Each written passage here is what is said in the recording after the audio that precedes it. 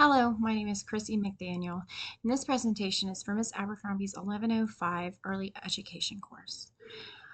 Today I'm going to be talking with you about the importance of keeping your kids home from school for the recommended amount of time when they are sick with an illness.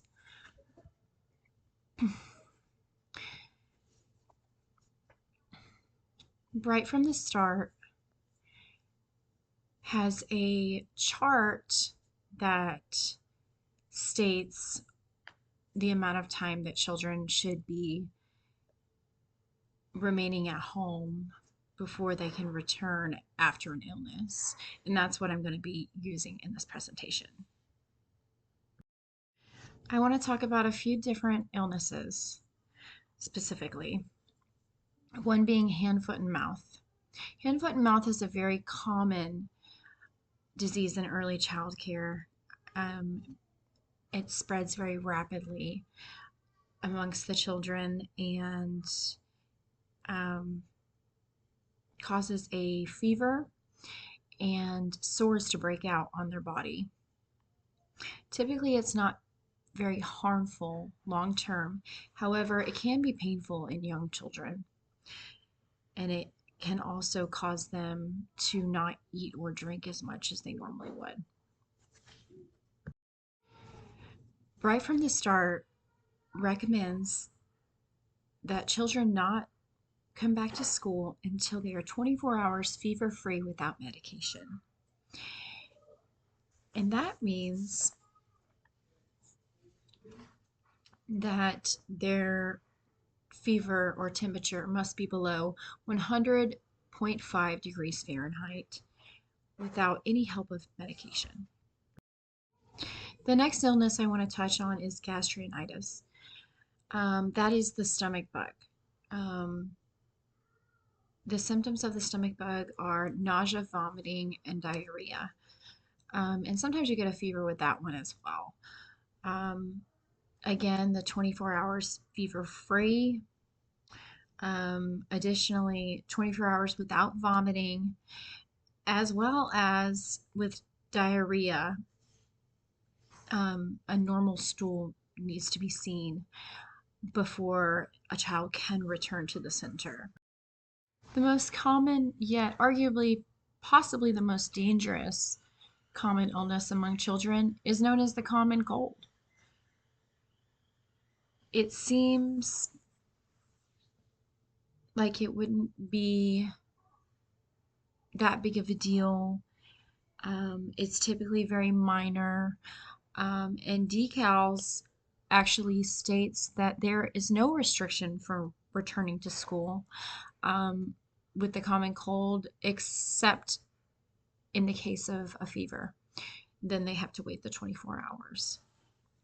Um, However, in my opinion, this is where staying home can be the most beneficial um, because there is a lot of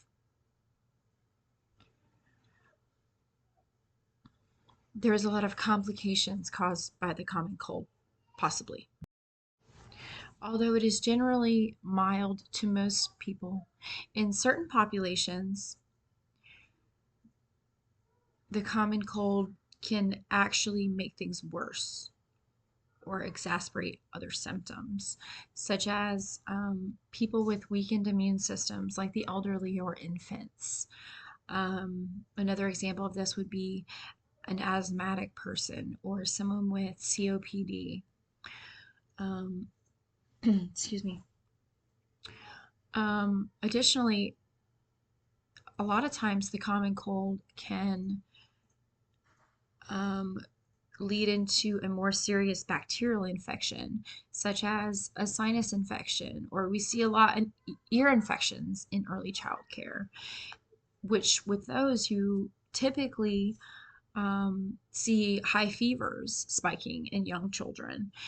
And that can be particularly dangerous because something known as febrile seizures can occur from high temperatures in young children. Febrile temperatures I'm sorry, febrile seizures typically occur when the temperature rapidly rises in the body from 98.6 to 102 to 103 degrees Fahrenheit. Um, it is our body's way of restarting, if you will. In the research that I found, it appears that the exact cause for a febrile seizure isn't known. However, it is linked between genetic factors and how the body responds to the high fever in the child. I have personally experienced a febrile seizure in one of my children. Um, she was totally fine, and I was speaking to her, and she was completely unresponsive. Um, Called 911, of course, and turns out she had a underlying infection that caused her temperature to rise rapidly, and she was losing oxygen. Um, and in situations like that, things like the common cold that don't seem serious can become serious very quickly. In a situation like with my daughter, she went to school and got a common cold like everyone else, and there was no way for anyone to have known that eventually it would turn into a more serious infection and that she would have a seizure and that she would end up hospitalized. So I think that that's something that needs to be reminded to parents to consider, that it could possibly happen to their children as well. The next subject I want to touch on is how, although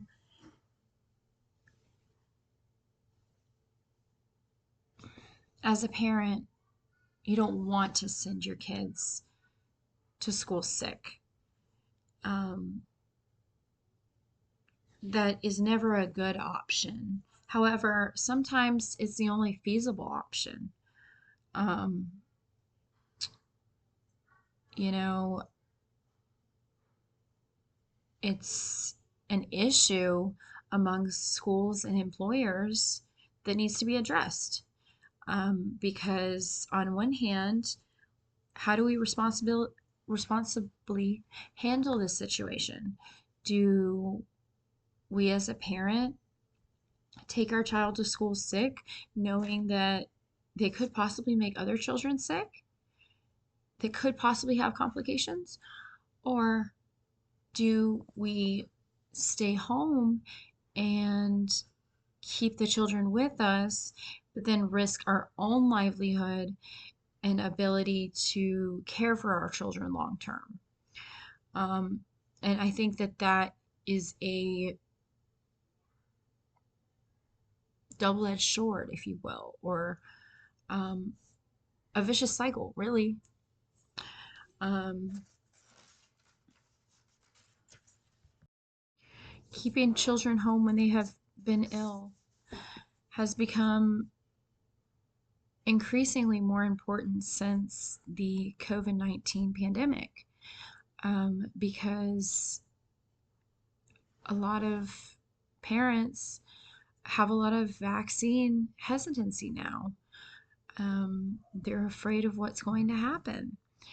Um, and because of that, um, there have been diseases that have been otherwise under control or completely eradicated that have come back, such as the measles, polio, pertussis, um, and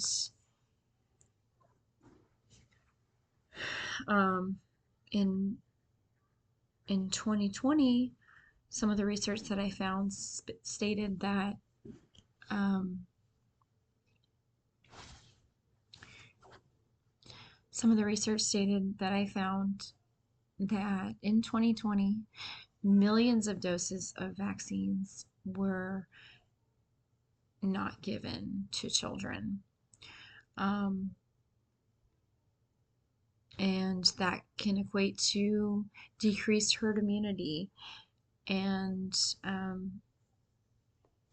creating outbreaks of other things that we thought were no longer an issue. In conclusion, sending children to school when they're sick may seem like a minor issue, and for many families, it may even appear to be the only feasible option, honestly. However, the practice perpetuates a harmful cycle of illnesses within the school system.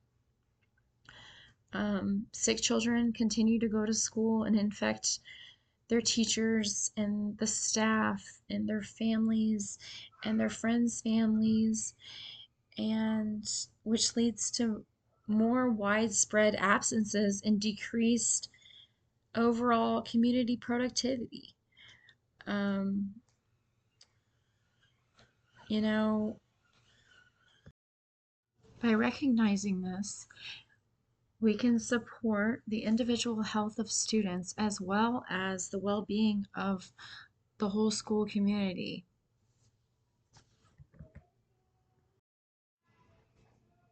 In conclusion, prioritizing health over convenience will ultimately create a healthier environment and learning for all.